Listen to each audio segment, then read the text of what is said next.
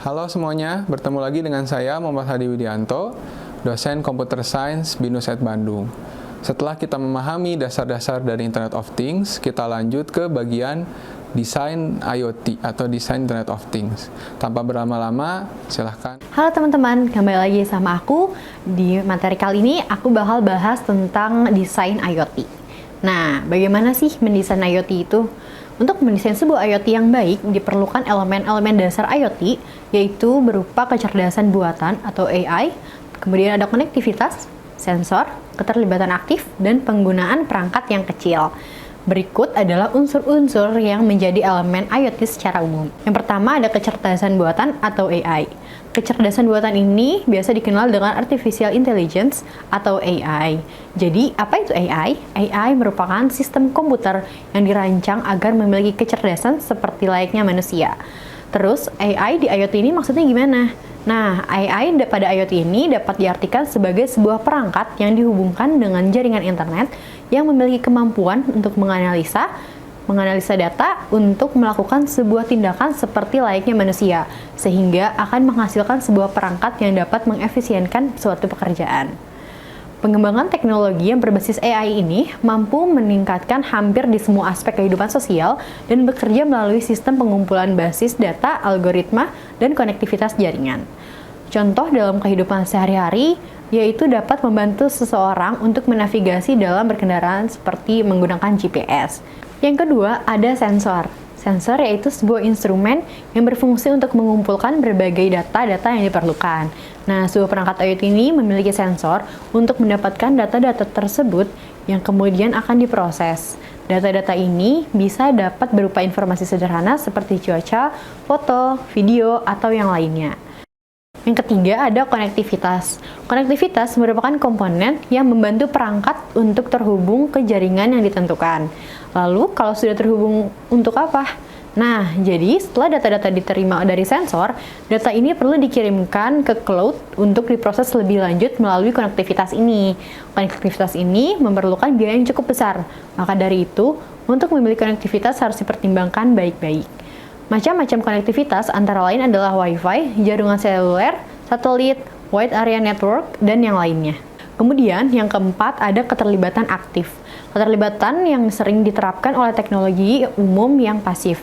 IoT memperkenalkan paradigma baru untuk konten aktif, produk, dan keterlibatan layanan. Yang kelima, ada perangkat ukuran kecil. Dengan adanya perangkat kecil ini dapat meningkatkan ketepatan, skalabilitas, dan fleksibilitas performa IoT. Semakin kecilnya perangkat, juga akan memiliki nilai biaya yang semakin sedikit. Nah, sekarang aplikasi mendesain IoT. IoT bekerja dengan memanfaatkan argumen pemrograman di mana masing-masing perintah argumen dapat menghasilkan interaksi antara mesin yang telah terhubung secara otomatis tanpa campur tangan manusia dan tanpa jarak yang tidak terbatas. Internet menjadi penghubung antara dua interaksi mesin, sedangkan manusia dalam pekerjaan IoT hanyalah menjadi pengatur dan pengawas mesin yang bekerja secara langsung. Software yang sering digunakan untuk mendesain IoT yaitu FreeZing.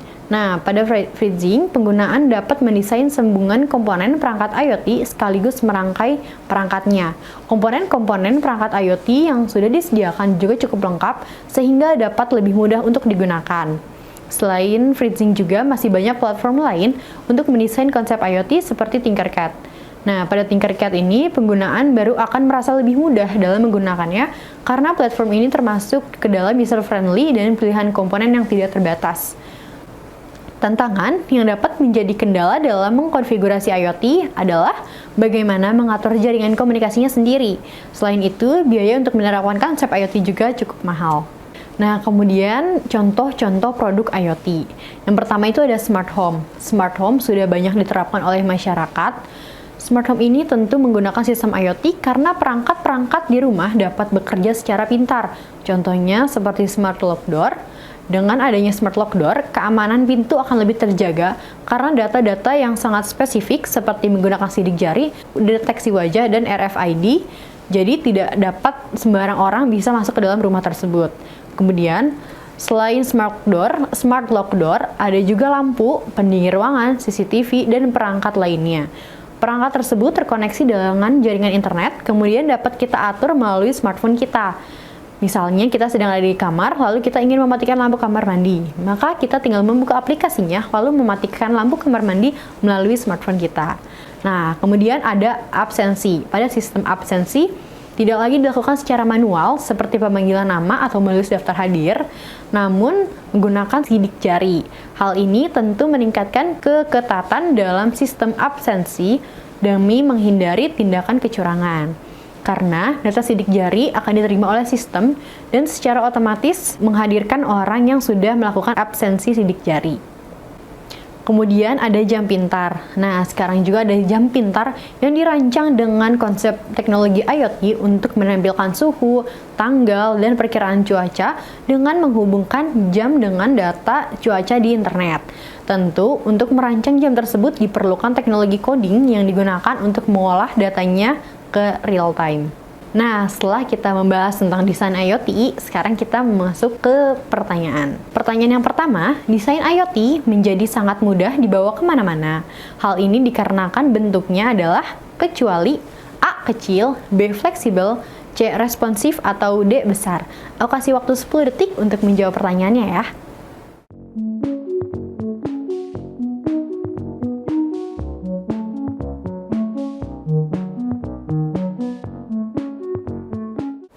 Jawaban yang tepat adalah D, besar. Oke, lanjut ke soal berikutnya.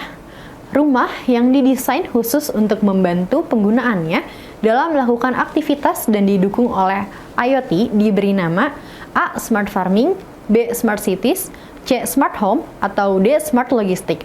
Aku kasih waktu 10 detik untuk menjawab pertanyaan ini ya.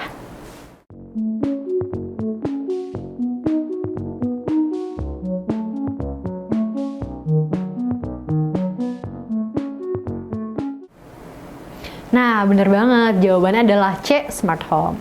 Nah, teman-teman, terima kasih sudah menonton video pembahasan kali ini. Sampai bertemu di materi selanjutnya. Dadah!